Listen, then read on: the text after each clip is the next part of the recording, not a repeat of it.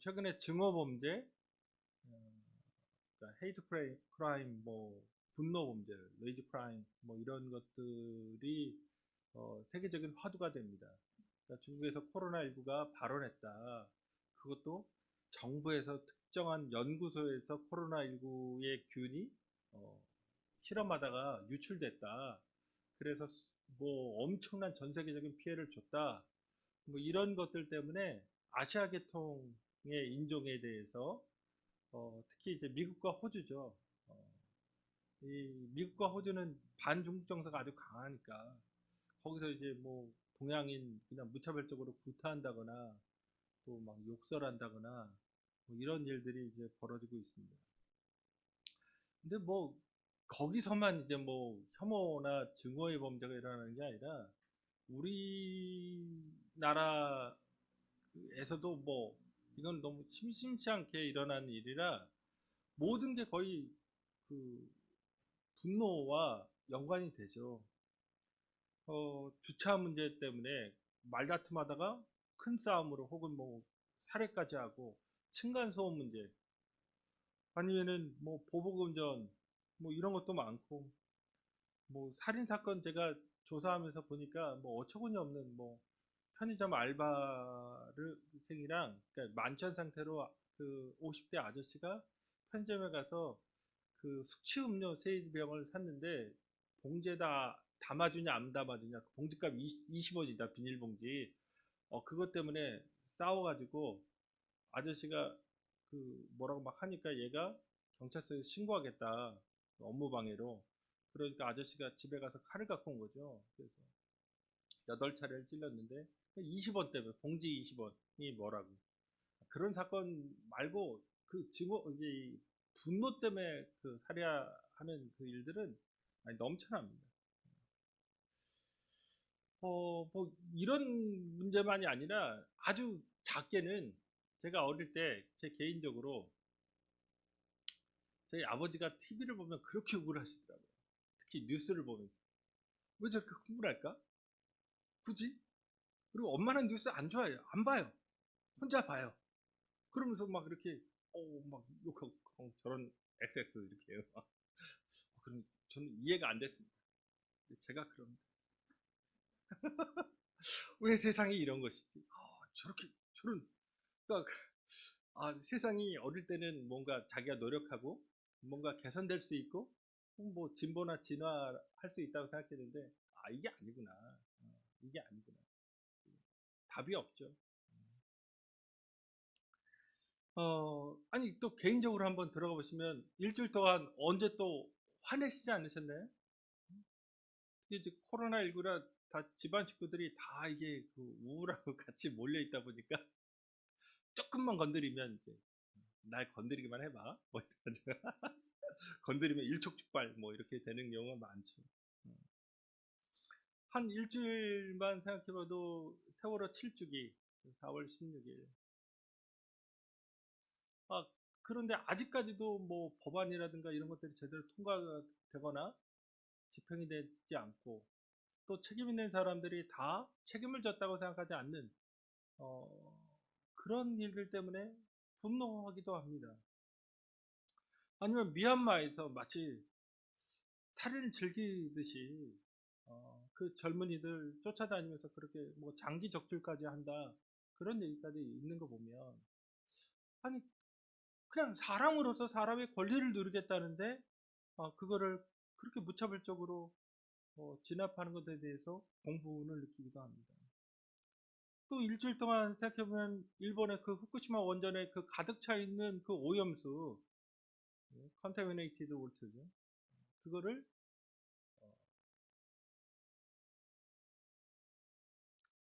태평양에, 그렇죠? 아니, 지구상에 이게 해류라는 게 있어가지고 전체 돌면 150년 걸리거든요. 150년에서 200년. 남극, 북극 이렇게 돌면 이렇게 해가지고. 아니, 물이 그러니까 따뜻한 물과 차가운 물이 있다는 거잖아요. 그러면 차가운 물은 가라앉게 돼 있고 뜨거운 물은 돌니까 이게 물이 순환하게 돼 있는 거죠. 그러니까 아니 미국도 무슨 정신으로 그런 건지 제정신이 아닌 혹은 뭐 낙태나 동성애 같은 문제, 뭐 퀴어 축제 한다고 그러면 또 뭐 이렇게 차시는 분들도 있죠. 그리고 뭐 가장 그 쉬운 건 집안에서 가장 쉽게 볼 수 있는 건 게임하다가 열받는 거죠. 그렇죠? 게임하다가. 저희도 그 가끔 큰애가 밖에 이렇게 있는데 거실에 있는데 방에서 오락하다가 이제 빡치면 그쵸? 뭐 피파 같은 거 하는데 또 막 그 갑자기 키보드를 팍 치거든요. 그 소리가 들려요. 아 얘가 키보드 치는구나 이렇게. 그쵸? 게임하다가 또 그쵸? 게임하다가 죽으면 이제 그 순간 이렇게 많잖아요. 거기다 댓글 창에다가 뭐 이렇게 패드립 치고 애들을 다 알 건데요. 그럼 또 현피 너 만나자. 그래서 현실에서 또 싸우고 그런 것도 있고. 아니면은 야구나 축구 보다가 그쵸? 진짜 그 야구나 축구 보다가 저렇게 또 우리 편이지만 진짜 저 따위로 뭐 이런 거 하면 이제 그러니까 야구 축구 보면 사람 오릅니다. 뭐 자기 팀이 이기면 모르겠지만 그럴 때만 있는 게 아니니까. 혹은 가사 분담의 문제. 누가 쓰레기를 버릴 것이냐. 누가 또 음식물 쓰레기 그거를 또 버릴 것이냐. 이걸로 또 가족 간에 화낼 때도 있고. 아니 잘 참다가 어느 순간인가 이건 도저히 못 참겠다. 회사에서 정말 이기적인 동료 그런 사람도 보고 욱할 때도 있고 또 운전하다가 상식 내가 생각하는 이거는 진짜 기초 아닌가 하는 그런 거를 어길 때 다 이렇게 차들이 잘 가고 있는데 순식간에 쫙 달려가지고 쫙 껴가지고 이렇게 들어가는 거 보면 이제 아 뭐, 이름 말할 수 없는 그러니까 화나 분노라고 하는 그 상황이 한두 개가 아닙니다. 국제적인 것부터 시작해서 사회적인 것, 국가적인 것, 뭐 아니면은 정부의 정책 혹은 정치권의 문제, 또 개인적인 문제, 가족 간의 문제, 또 과거이기도 하고 그것이 화나는 게 현재이기도 하고 또 미래이기도 하고 그러니까 이 분노라고 하는 감정이 그 관련된 것은 아마 우리가 아는 단어 숫자만큼 화나는 거 있는 겁니다. 그런데 모든 사람이 화를 표출했다가 다른 사람과의 관계가 서먹하거나 아예 회복이 안 돼서 관계가 끊어지는 그런 경험들도 다 있으실 겁니다. 예수님께서 오늘 우리 마태복음 5장 21절에서 26절을 살펴보고 있는데 바로 앞에 20절에서 내가 너에게 이르노니 너희 의가 서기관과 바리새인보다 더 낫지 못하면 결코 천국에 들어가지 못하리라. 그래서 더 나은 의를 말씀하셨죠. 그러면서 오늘 본문에서 가장 먼저 말씀하시는 게 살인인데 그 살인을 재정의하시면서 분노라고 하는 것으로 말씀하십니다. 그러니까 그 분노를 먼저 건드리시는 것은 아마도 이 분노라고 하는 주제가 가장 보편적이고 일반적인 걸 수도 있고 또 더불어서 이게 하나님 나라의 모습이 아닌 첫 번째 모습일 수 있어요. 하나님 나라는 이런 게 아니다 할 때 분노한 세상이 아닌 거죠. 서로에 대해서. 지금 오늘 우리도 예외가 아닌 이 분노, 화의 문제와 관련해서 주님의 말씀을 들음으로써 제자된 우리가 이 세상을 살면서 주님이 그렇게 바라셨던 빛과 소금의 역할, 더 나은 의로 하나님께 영광 돌리는 그 삶을 어떻게 살아야 될지 다시 한번 결단하고 다짐하는 그런 기회를 갖고자 합니다. 첫 번째로 예수님은 살인을 분노로 재정의하십니다. 그러니까 마태복음 5장 20절에서 더 나은 의를 말씀하셨는데 여기서 겨냥한 게 있었죠. 뭐냐면 서기관과 바리새인보다 더 낫지 못하면이에요. 그러니까 서기관과 바리새인을 비판하시는 겁니다.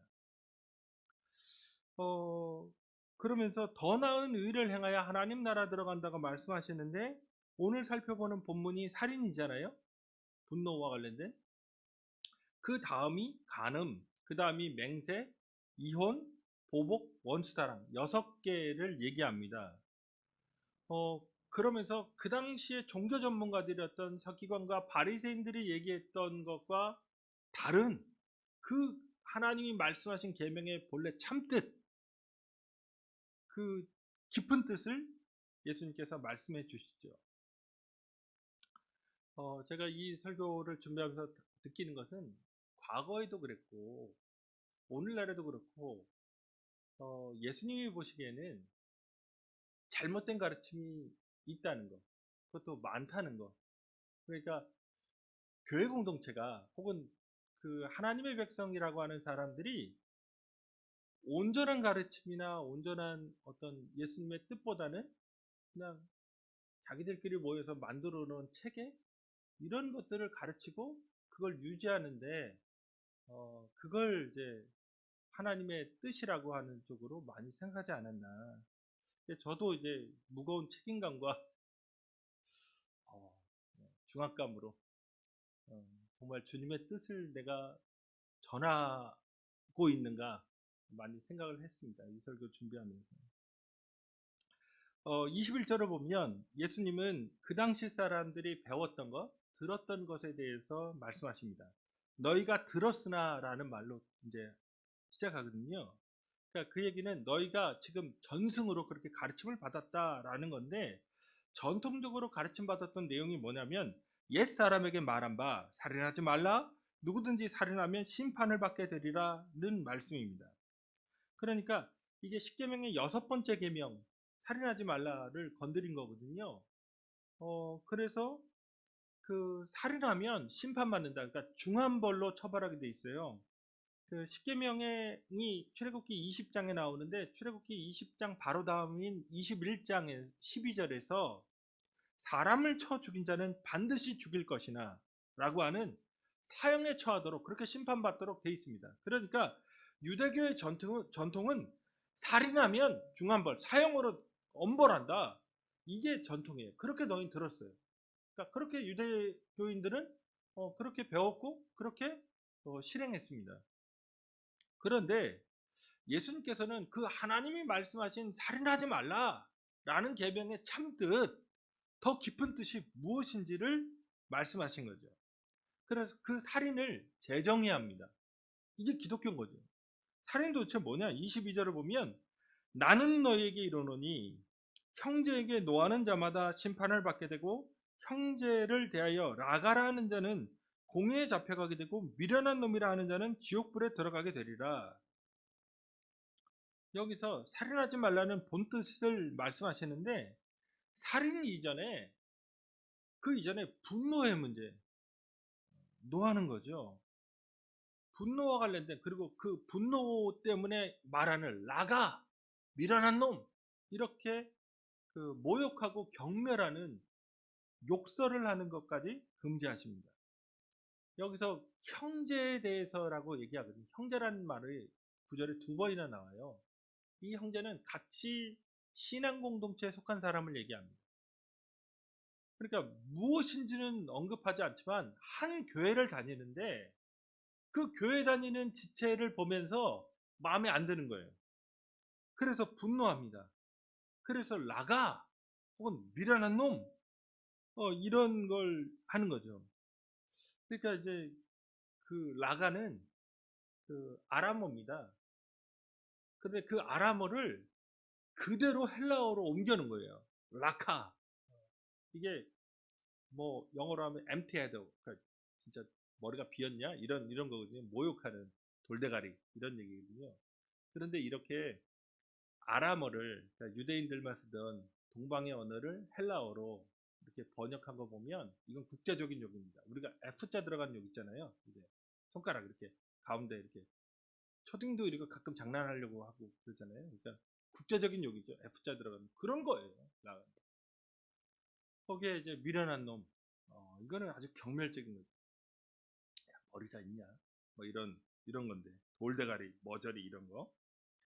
그러니까 예수님은 같은 교회 공동체에 있는 형제나 자매에 대해서 분노나 증오를 품고 입에 욕설을 내뱉고 하는 것, 경멸하는 것 자체가 이미 그 사람에 대해서 살인하는 거다라고 말씀하십니다.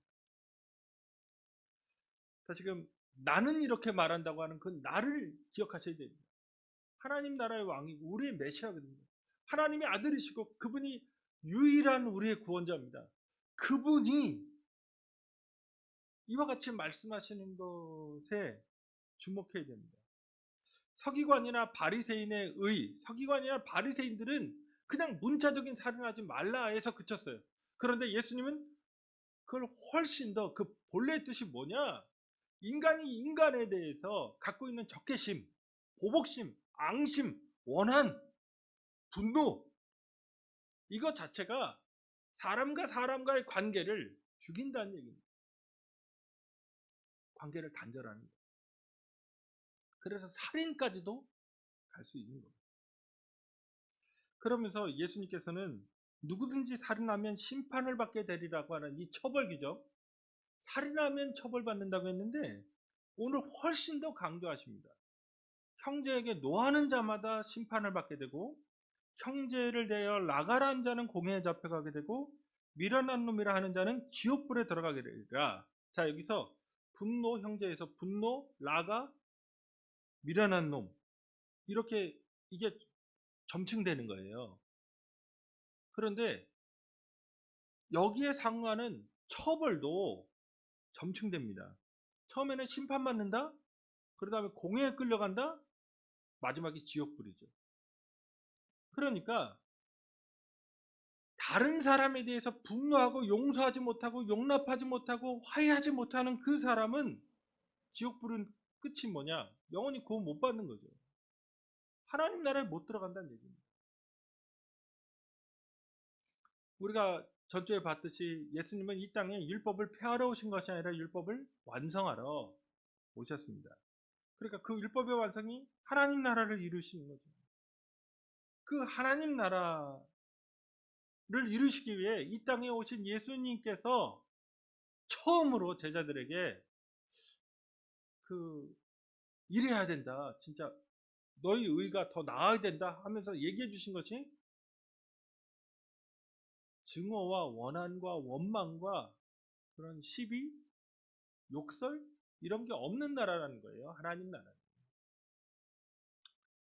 다시금 예수님이 어떤 분인지를 깨닫고 그분이 말씀하셨다면 교회 공동체인 우리, 구원받은 우리는 순종해야만 하는 거예요. 그러면서 그분이 말씀하시는 기준은 그냥 행위로서의 살인의 문제가 아니라 내면의 문제, 분노의 문제, 태도의 문제까지 다루는 거예요. 교회 공동체가 다양한 지체들이 모이죠. 그러니까 차이가 있을 수 있고 차이가 있는 정도가 아니라 여기서 다루는 거는 아주 분노에 찬 어떤 것들이 깔리는 겁니다. 이건 어떤 모욕을 당했다는 느낌? 수치스러웠다는 느낌이 깔리기 때문에 분노하는 거거든요. 서로에게 그렇게 대할 가능성에 대해서 심각하게 생각하십니다. 그리고 우리가 우리 교회 그렇지 않지만 다른 교회에서 이런 갈등, 교회 공동체가 갖고 있는 이 분열의 문제가 얼마나 심각한지 대형 교회들에서 심심치 않게 나타나는 그 갈등에 관한 뉴스는 우리가 잘 알고 있습니다.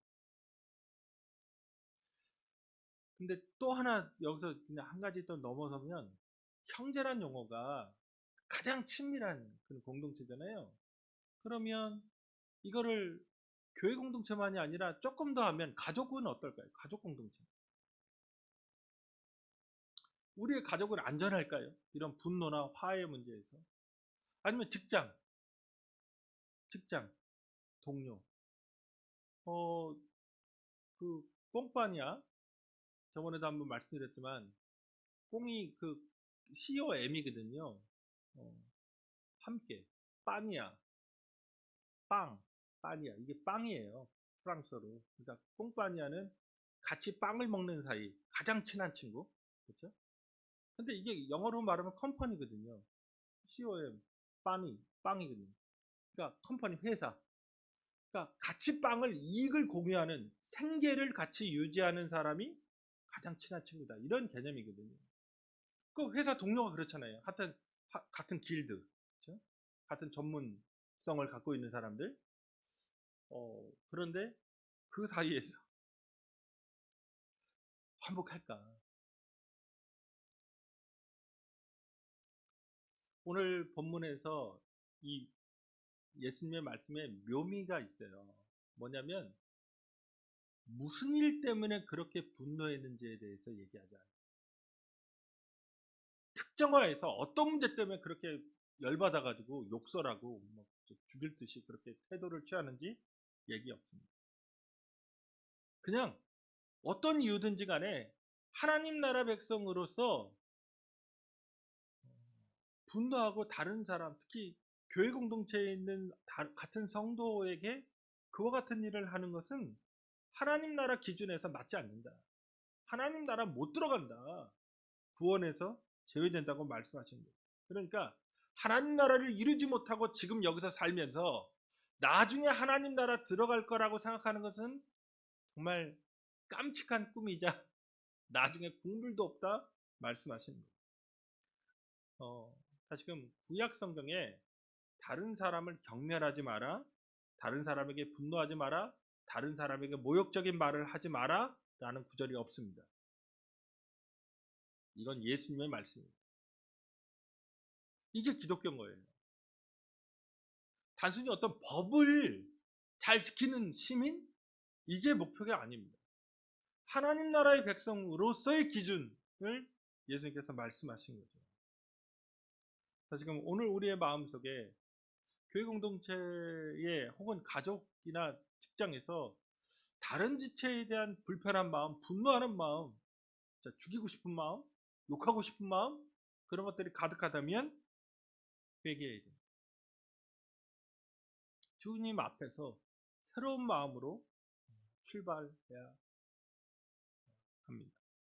두 번째로는 예수님은 우리에게 그래서 분노하지 말라. 그러면 이건 그 부정적인 것이고 긍정적인 건 뭐냐? 화해하라는 거예요.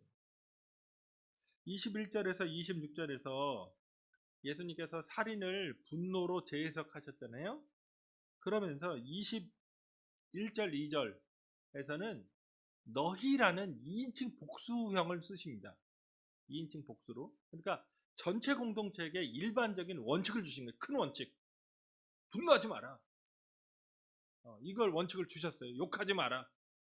그 원칙을 주셨다면 23절부터 26절에서는 2인칭 복수가 아닙니다. 2인칭 단수형으로 들어갑니다. 그러니까 이거는 개개인이 그렇다면 구체적으로 어떻게 살아야 되냐를 적용하고 계세요. 그러니까 21, 2절이 큰 원칙이라면 23절부터 26절까지는 단수형으로 적용에 관한 건데 이게 과장입니다. 여기서 예수님의 화법 중에 많이 쓰시는 게 과장인데 23, 4절은 제단 앞에 그러니까 예물을 드리는 거죠. 그걸 제단 앞에 두고 가서 화해하고 온다. 아니 지금 성전이 얼마나 크고 그 바쁘고 지금 예배드리고 그 한 사람만 그거 놓고 물건 거기다 놓고 그 가면 이게 그 안 되는 그런 지역이거든요. 질서정연하게 성전은 지금 운영되고 있는 거잖아요. 하나님의 집이고 거기다가 뭐 이렇게 놓고 가고 이게 지금 누가 갖고 가면 어떡할 거예요? 이게 지금 말도 안 되는 상황을 얘기한 겁니다. 예배 드리는데 그것도 하나님 앞에 예배를 중단해요? 제사장 다 불러놓고 예배 드리러 왔는데 그런데 다 의식 절차 하고 있는데 마지막 재단에 딱 올리려고 하는 그 순간 그걸 놓고 잠깐만요 하고 이런 일은 없습니다. 과장이죠. 거기다가 25절 6절은 고소인 그렇죠? 피고 원고가 씩씩거리고 성전 그 재판정에 가다가 급히 사와라. 그런 거 보셨어요? 사랑과 전쟁에서는 가끔 이렇게 가정법원 앞에서는 그런 일이 극적으로 벌어질지 몰라도 지금 시시비비를 따져가지고 진짜 열받아가지고 이거 진짜 무고로 집어넣는다. 이렇게 억울한 일은 내가 반드시 해결하고 말겠다 하고 있는데 그를 갖다가 가는 도중에 급하게 잠깐만 우리 차 한잔 마시면서 얘기합시다. 그래가지고 뭐 화해하고 이렇게 악수하고 포옹하고 이런 거 과장이죠. 이 두 가지 과장된 이야기를 통해서 예수님께서 아주 파격적이고 급진적인 가르침을 주시는 겁니다. 그러니까 지금 예수님이 쓰시는 그 예화들이 아주 극단적인 예화라는 거예요. 현실에서는 볼 수 없는 이렇게까지 말씀하시면서 예수님이 진짜 말씀하시고 싶었던 것이 있는 거죠. 그게 오늘 본문에서 보면 그 23, 4절에서는 또 형제가 나옵니다. 그러니까 교회 공동체 안에서의 문제를 다뤄요. 여기서 원망받을 만한 일이 있거든. 그러니까 제단에서 예물 드리려다가 그 하나님께 예배 드리다가 형제에게 원망받을 만한 일이 생각나는 겁니다. 그러니까 무슨 일인지 여기서도 묘미는 구체적으로 얘기하지 않습니다. 그게 어떤 것이든 간에 교회 공동체 안에서도 관계가 좋아지거나 관계가 뭐 이렇게 온전하게 누려지는 교제가 잘 되는 게 아니라 잘 알기 때문에 만나보니까 안 되는 거예요. 그래서 구원의 기쁨 속에서 자유와 평등, 이런 사랑과 용서, 용납을 누리는 게 아니라 서로 간의 반목과 갈등, 미움과 원망, 모욕과 앙심, 뭐 이런 것들이 있는 관계가 생기는 거죠. 그런데 이런 경험은 해보신 적들이 있으실 겁니다. 그런데 예수님은 잘 아시는 거죠. 그래서 형제와 화목하라고 말씀하십니다. 지금 그 예배에 예물 바치는 것보다 형제와의 화목이 기독교의 핵심이라는 거예요. 이게 첫 번째로 예수님이 말씀하시는 거거든요. 너희의 의, 더 나은 의가 뭐냐? 기독교는 도대체 뭐 하는 거냐? 첫 번째 일바 형제와 화목한 공동체입니다. 이게 교회의 가장 중요한 덕목이고 1차적인 덕목인 거죠. 예수님께서 마태복음 22장 30절에서 40절에서 크고 첫째 되는 계명이 무엇이냐? 하나님을 사랑하라는 거죠. 둘째 계명도 이와 같은데 내 이웃을 내 몸과 같이 사랑하라는 겁니다. 그런데 이게 제가 예전에도 말씀드렸을 거예요.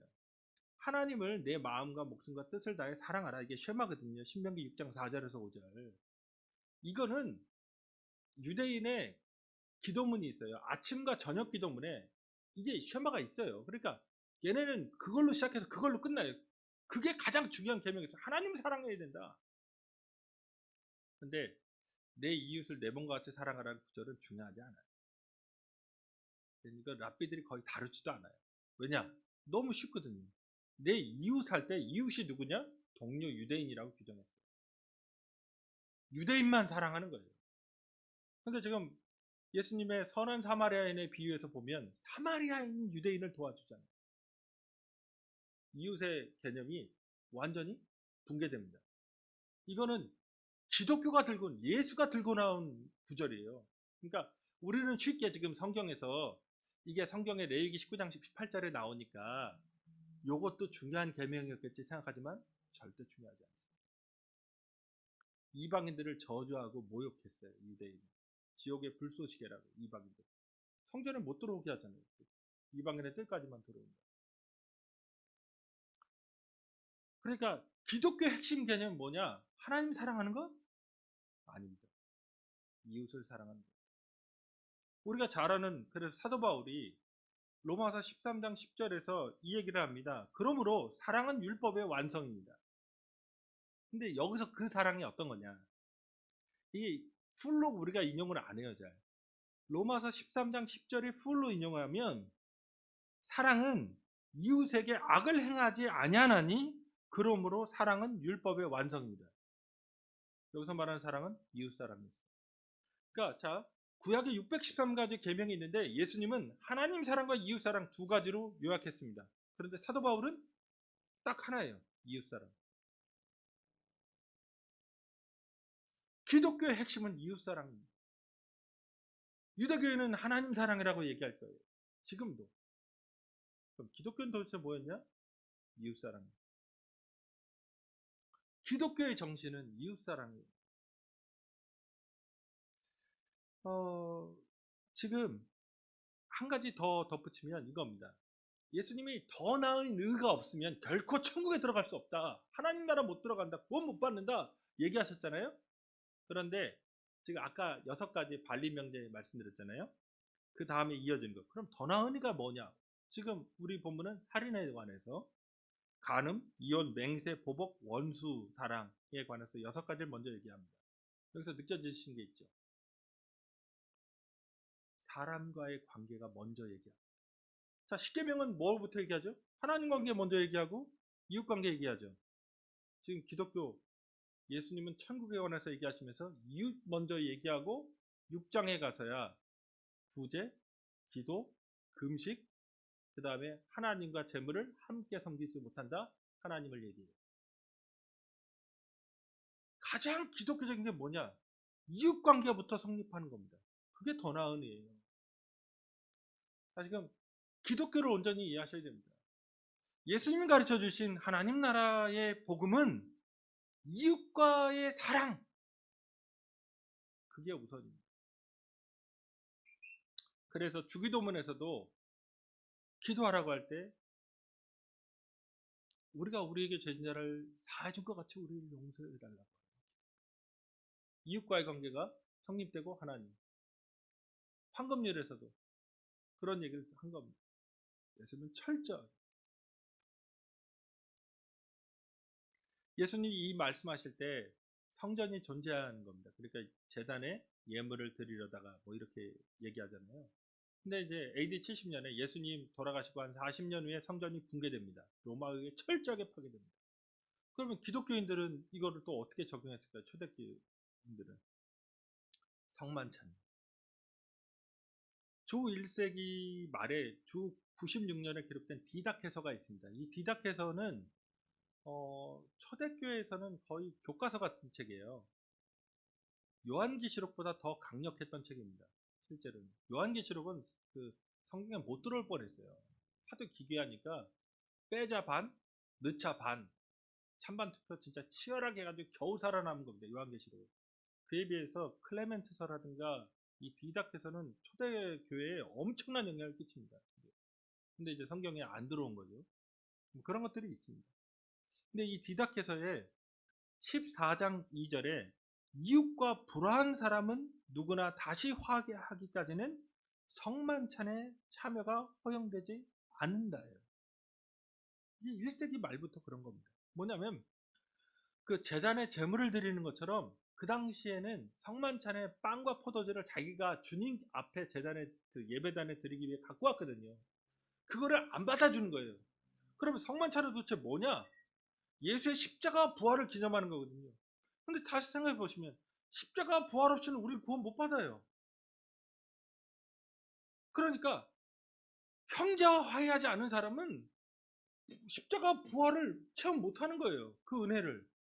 끝이죠. 교회 징계에 저번에 한번 말씀드렸지 모르겠지만 가장 큰 징계가 파면입니다. 그냥 교회에서 축출하는 거예요. 끝. 그 다음 단계가 성만찬 금지입니다. 성만찬 금지가 그만큼 중요해요. 아니 그 성찬 나 못하면 아니 그 조그만 빵, 조그만 포도주 그거 안 먹고 말지 그렇게 생각하시지만 십자가 부활해서 축출한 겁니다. 금지. 그건 구원이 없다는 얘기예요. 수찬정직입니다. 초대교회부터 성도들은 주님의 구원의 은혜에 참여하기 위해서 화해해야만 했습니다. 그래서 교회 공동체가 분열과 갈등, 이게 지옥이거든요. 지옥을 경험하는 게 아니라 화해를 경험할 수 있도록 우리 모두가 노력해야 됩니다. 마지막으로 그 화해하지 않고 그럼 불화하고 나는 내 멋대로 살겠다. 다른 사람에게 분노하고 그렇게 증오하면서 살아가는 삶의 결과를 예수는 분명히 말씀하셨습니다. 그건 영원한 심판입니다. 예수님께서 두 번째로 극단적인 예를 드시죠. 그 원고와 피고가 이렇게 재판장에 함께 이제 씩씩거리면서 가다가 화해하라는 거죠. 23, 4절에서 형제라는 용어를 써서 믿는 사람들끼리의 문제를 얘기했다면 여기서는 원수입니다. 나를 대적하는 사람. 그러니까 이거는 기독교인이 아닐 가능성은 아니죠. 기독교인이 아니고 그냥 이제 세속적인 이제 시츄에이션으로 이제 한 걸음 더 나아간 겁니다. 길에 있을 때는 재판정에 가는 도중이죠. 여기서 급히 사화하라고 말합니다. 그러니까 이 사화란 말은 기분 좋은 관계, 서로 악수할 수 있는 그런 관계, 웃을 수 있는, 밥 먹을 수 있는 관계를 만들라는 거예요. 그것도 급히, 그러니까 머뭇거리지 말고 주저하지 말고. 그렇지 못하면 예수님께서 또다시 심판에 대해서, 앞서도 심판 원칙에서 말씀하셨잖아요. 21, 2절에서 공회에 붙잡히 지옥불에 떨어진다 처럼 여기서 다시 경고하십니다. 그렇지 못하면 법정적 상황이죠. 그러니까 한 푼이라도 남김이 없이 다 갚기 전에는 결코 거기서 나오지 못하리라. 그러면서 옥리 막 고문하는 사람 얘기하거든요. 그렇게 되면 한 푼이라도 갚지 못하면 결코 나오지 못한다고 하는 게, 그럼 지금 우리가 성도가 마치 세상 사람한테 빚지고 있는 것처럼, 그렇죠? 근데 빚지고 있는데 빚 떼먹고 파렴치한처럼 이렇게 딱 뻗는 그런 것처럼 보이잖아요. 그런 얘기가 아닙니다. 지금 이 본문을 이해하기 위해서 지금 법정, 그 다음에 막 감옥에 가두고, 근데 지금 용서와 화해의 문제를 다루면서 이런 본문을 말씀하신 거잖아요. 이게 같은 마태복음 안에 제자나 성도를 빚을 지고 있는 채무자로 보는 게 나옵니다. 그게 뭐냐면 18장 21에 35절인데 그 유명한 만달란트 빚진 자와 백다니엘이라는 빚진 자의 그 비유예요. 여기서 만달란트 빚진 자, 백다니엘을 빚진 자를 얘기하면서 이 단락의 시작이 18장 21절에서 이 얘기죠. 베드로가 나와 이르되 주여 형제가 내게 죄를 범하면 몇 번이나 용서하여 주리이까? 7번까지 하오리이까? 여기서 용서와 화해의 문제를 던졌는데 예수님의 비유는 너 만달란트 빚진 자야. 빚진 자라고 하는 개념을 가지고 나오십니다. 그러니까 여기서 옥리에게 넘긴다고 하는 건 이건 천사예요. 그리고 그 재판장은 하나님입니다. 그 18장도 보면. 그러니까 우리 주변의 사람과 화해하거나 화목하지 않으면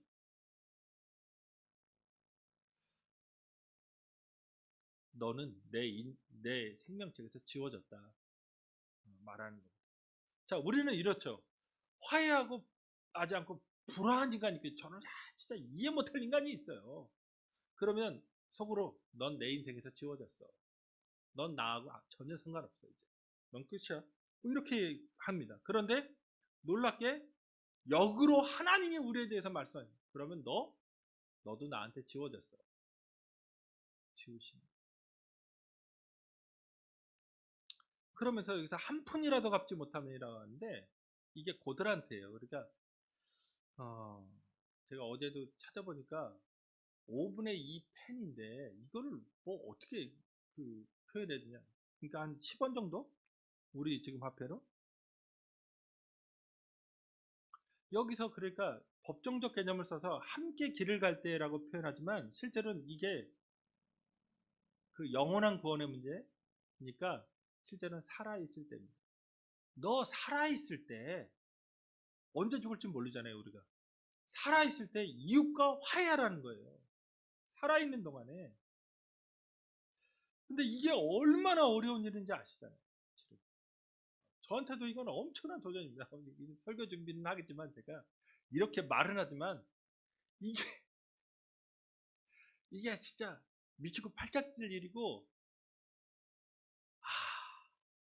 다른 거는 돼도 이거는 안 되지 않을까? 그런 생각도 들고 차라리 뭐 10에 2조, 3조 헌금을 내는 건 돼도 이게 진짜 내가 진짜 미운 놈, 이게 진짜 오장육부가 뒤틀어지고 막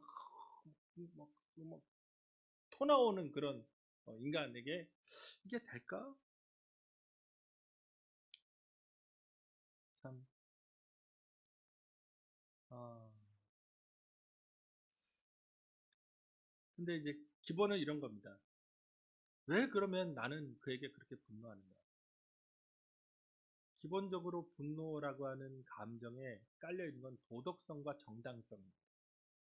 내가 도덕적으로 우위에 있고 정당성을 갖고 있기 때문에, 정당하다고 생각하기 때문에 상대방을 비난하는 거거든요.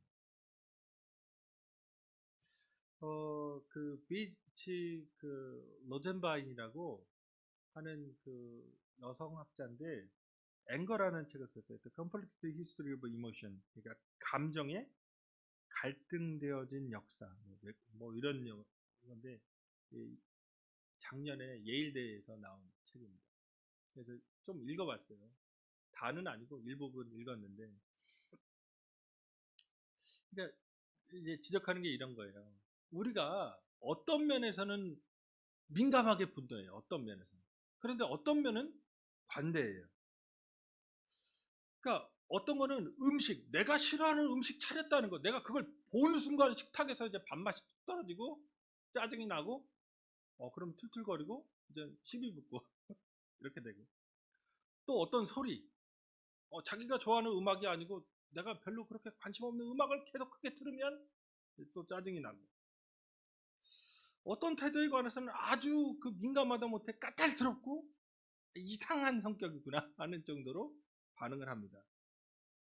그러니까 예를 들면 지구의 공해 문제에 대해서는 별로 그렇다 말도. 뭐 재활용? 아 귀찮다. 이거 어떻게 이게 스트리트하게 이거 재활용 나누나? 이거 비닐 씻어야 되고 그거 버릴 때 지구를 완전히 통째로 날릴 수 있는 핵무장, 핵 군사화에 대해서는 별로 신경 안 써요. 전 세계 모든 그 대륙에 핵무기가 있습니다. 아프리카에는 핵무기 없을 것 같으세요? 있습니다. 왜 있죠? 미군이 거기에 진주하고 있기 때문에 미군이 핵을 갖다 놨어요. 가장 많은 핵무기를 갖고 있는 나라, 그리고 핵을 가장 많이 생산한 나라 미국입니다. 근데 우리 우방이니까 우리가 또 친하게 지내야죠.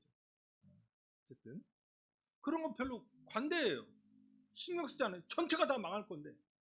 지구 온난화 때문에 전체가 다 힘들게 사는데 그거는 뭐 별 관심이 없어요.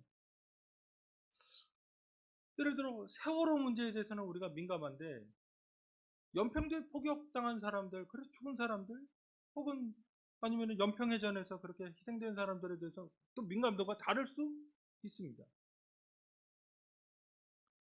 그러니까 사실 분노라고 하는 게 자기 관심사, 자기와 관련된 거기 때문에 그래요. 그러니까 내가 좋아하는 음식이냐 아니냐, 내가 좋아하는 음악이냐 아니냐, 뭐 그런 것부터 내가 그 사람마다 결혼해서 살면 분명히 압니다. 나는 되게 민감한데 상대방은 진짜 둔감한 그런 상황이 있어요. 어떻게 저렇지? 하는. 그러니까 우리의 관심과 열정이 있기 때문에 분노하는 거예요. 내가 그게 중요하다고 생각한 거니까 그게 분노가 되는 거지. 내가 거기에 열광하지 않으면, 내가 그렇게 좋아하지 않으면 분노하지 않아요. 아빠니까 스포츠 보고 욕하죠. 저렇게 태클, 저 미친놈이 퇴장, 저런 식으로 저거 막 빡치죠. 그러나 여성은 아무 관심.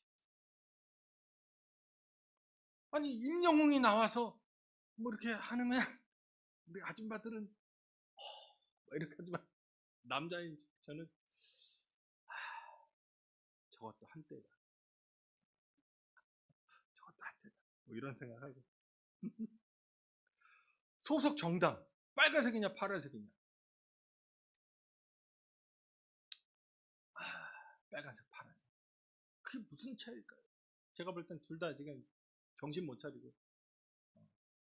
근데 미국의 공화당이 빨간색이에요. 그러니까 그 박근혜 아줌마가 빨간색으로 바꾼 건 공화당 따라간 거예요. 우리는 빨갱이라고 해가지고 북한의 색깔을 생각하지만 그런 게 아니라 전통적으로 강한 이미지, 강력한 미국, 빨간색, 파란색이 그거죠. 민주당. 우리는 정상적으로 이제 그렇죠? 이름 찾아간 거죠. 그쵸? 민주당은 파란색, 국민의힘 빨간색 간 거죠. 지역적인 현안 이런 거 다 자기 이해관계 있으니까 거기서 어느 때는 되게 민감해요. 지하철 들어오냐 말아요? 막 피켓 들고 이렇게 하고 그렇죠? 아파트가 떨어지냐 오르냐 막 하지만 아니 전체 사람들이 지금 집 못 구해가지고 고민하고 그런 거에 대해서는 둔감해요. 그런 거 분노하지 않아요. 그게 우리 가족에게도 느껴지는 겁니다.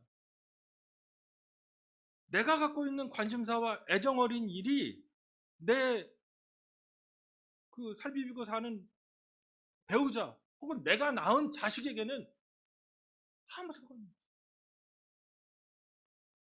그러니까 가족 구성원도 그런데 이 세상 사람은 다 정도가 달라요. 어느 어떤 것에 반응하는 관심사, 정도, 열정 이게 다릅니다. 그런데 문제는 내가 기준이 내가 맞고 내가 민감하고 내가 옳다고 생각하는 게 그걸 기준으로 사람들은 반응하고 얘기합니다. 그리고 그걸 정당화해요. 그게 맞다. 그게 당연하다고 생각합니다. 내 것을 다른 사람에게 부과하고 싶어요. 내가 갖고 있는 감정, 내가 갖고 있는 열정, 내가 갖고 있는 지식, 내가 갖고 있는 그런 정당성을, 도덕성을 모든 사람에게 부여하고 싶어 합니다. 이렇게 둘이 맞닥뜨리면 이젠 답이 없어지죠. 막다른 골목길에 부딪히는 거. 오늘 한번 집에 가서 한번 가족들끼리 한번 얘기를 해보세요. 라디오 채널은 어떤 게 좋은지, TBS 김어준을 좋아하는지 아니면 별이 빛나는 밤에를 좋아하는지 다 다릅니다. TV 프로그램은 어떤 게 좋을까? 아니 자기가 좋아하는 프로그램이 있잖아요. 다 달라요. 인터넷 검색 항목. 나는 인터넷으로 이런 거 검색하고 이런 거 찾아보는데 걔는 어떨까? 다 다를 겁니다. 좋아하는 게임. 나는 이 게임을 좋아하는데 그렇죠? 애니팡 이렇게 막 그런 거 어른들 그 단순한 거. 그런 애들은 또 막 RPG 게임, 또 어려운 게임 하거든요. 버튼 여러 개 눌러야 되는 거. 다 다르고. 심지어 부부 사이에도 민감도가 동일한 부분을 찾기가 그렇게 쉽지 않습니다. 다른 사람을 인정하는 것을 배워야 돼요. 어렵지만 다른 사람과 대화하는 것을 시작해야만 하는 거예요. 지금 우리라는 기준, 우리라는 사람, 우리라는 경험, 우리라는 체험, 우리라는 그런 혈연관계 그것이 세상을 담아내지 못한다는 얘기입니다. 우리의 개인적인 취향이나 정치적 성향 그런 것들이 세상을 판단할 수 있는 기준과 정당성을 다 갖지 못한다는 얘기입니다. 어느 정도의 보편적인 그 사회가 갖고 있는 공공성은 확보되어야 되겠지만 내가 세상의 기준일 수 없다는 것. 내 감정이나 내 열정이나 내 관심사가 세상의 전부가 아니라는 것. 그러니까 다른 사람에 대해서 너무 분노하지 말고 화해를 위해서 움직여야 된다는 것이 예수님의 가르침입니다. 말씀 뵙겠습니다. 예수님은 살인을 분노로 재정의하십니다. 이미 분노 안에 다른 사람과의 관계를 파괴하기 때문에 살인의 요소를 담고 있죠. 그런데 이렇게 분노하는 삶에 대해서 다른 사람을 정죄하고 원망하고 욕설하는 그런 삶 안에 놀랍게 우리의 구원이 파괴된다는 거예요. 영원한 구원이 사라집니다. 그래서 우리가 주님의 말씀을 기억하고 기도하고 우리는 할 수 없으니까 기도하고 구체적으로 화해를 위해서 하나님 내가 무엇을 해야 되는지에 대해서 간구해야 됩니다. 그리고 깨달아요. 그래서 남편과 아내, 부모와 자식, 그리고 직장 동료들 사이에 혹은 교회 교우들 사이에서 이런 사랑과 화해의 공동체를 이루는 것. 그래서 주님이 원하시는 일이라는 것. 그렇게 추구하고 살아갈 때 내가 할 수 없었던 그 기적 같은 화해가 주님의 역사로 일어날 겁니다. 주님이 보여주신 그 십자가의 화해의 길을 따라갈 때, 용기와 믿음 가지고 걸어갈 때 주님께서 우리의 삶을 들어서 영광 받으실 겁니다. 이와 같은 삶을 살아가시는 저와 여러분 되시기를 주님의 이름으로 축원드립니다. 그리고 기도하실 때 우리가 감출 수 없는 게 있습니다. 싫어하는 것, 용서할 수 없는 것, 내가 모욕받았다고 하는 것, 내가 수치스러웠다고 하는 것, 그래서 앙심, 보복, 분노, 욕설, 비방, 그런 게 우리 삶에서 떠나지 않아요. 네, 다시금 내가 기준이 아니라 주님이 기준이시라는 걸로 나 자신의 이 교만함과 오만함을 내려놓고 내가 갖고 있는 도덕성과 정당성을 파기하고 십자가 앞에서 내가 죄인일 수밖에 없는 내가 어떻게 나를 주장하고 있는지를 깨달으면서 용서와 화해로 나갈 수 있도록, 그 깨닫지 못하는 그 사람을 불쌍히 여기는 마음을 가질 수 있도록, 그래서 이 세상 살아가는 동안에 교회 공동체 안에서 사랑의 공동체를 이루고 이웃과 화목하며 살아가는 우리가 되도록 주님 한번 부르고 간절히 기도하시겠습니다.